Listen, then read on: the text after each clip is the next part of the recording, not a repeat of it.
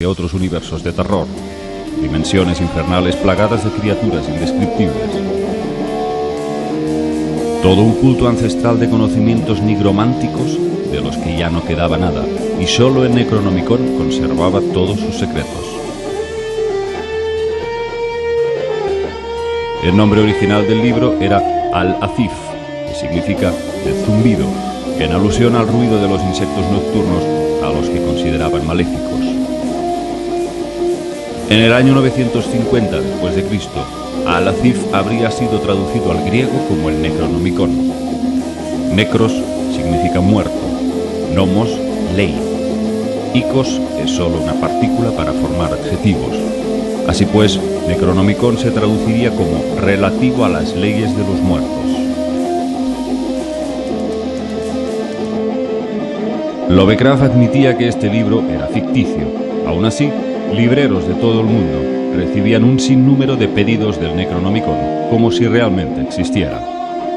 La mayoría de seres mitológicos que Lovecraft presentaba en sus obras formaban parte de lo que él llamaba los grandes antiguos, seres monstruosos que existían desde mucho antes que el hombre poblara la Tierra.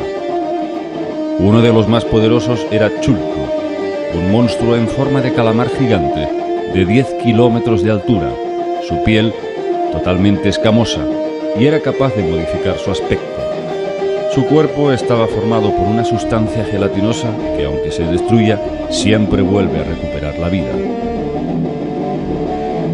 Según Lovecraft, este ser yacía latente bajo el mar en algún punto del Océano Pacífico, sumergido bajo una ciudad perdida llamada Erlieh, a la espera de resurgir gracias a una secta ocultista que lo despertaría cuando ciertas posiciones planetarias fuesen favorables para abrir el portal.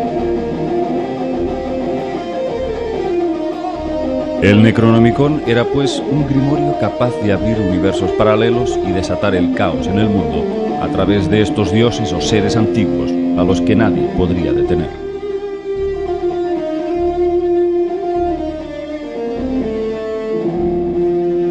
Uno se pregunta si su imaginación fue tan fértil como para partir de cero en esos conceptos a la altura de la física cuántica, o bien tuvo acceso a algunas fuentes no conocidas.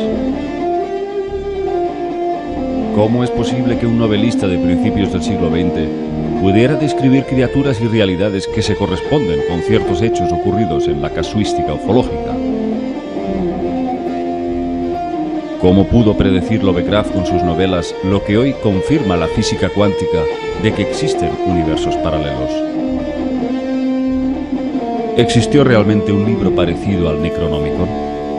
En el caso de que exista, ¿quién lo tiene en su poder y qué podría llegar a hacer con él? Bien, después de ver este reportaje, amigos, solamente puedo añadir como reflexión final que a mí muchos personajes y conceptos de Lovecraft me recuerdan totalmente a muchos casos ufológicos que lógicamente conocemos desde hace muchos años, como el de principios de los años 50, conocido como el caso del monstruo de Flatwoods, en Virginia del Oeste, condado de Braxton. Muchos testigos vieron a este ser monstruoso de 3 metros de altura, una especie de figura siniestra con una especie de garras que parecía estar flotando en el aire. Una criatura auténticamente dantesca. Como este caso, os podría citar cientos, pero lógicamente tenemos que hacer otro vídeo aparte.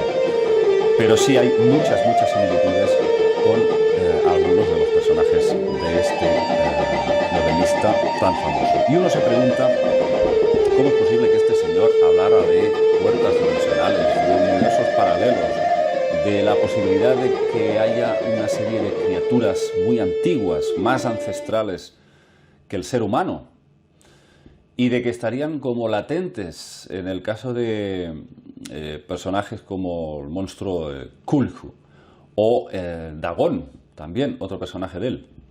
Estarían latentes dentro del mar, en una especie de ciudades muy antiguas, y estarían como esperando a que un grupo de ocultistas, una secta ocultista, lanzara una serie de hechizos, invocaciones, esperando un momento concreto relacionado con la posición de ciertos astros para que favoreciera esa puerta y se abriera con su energía.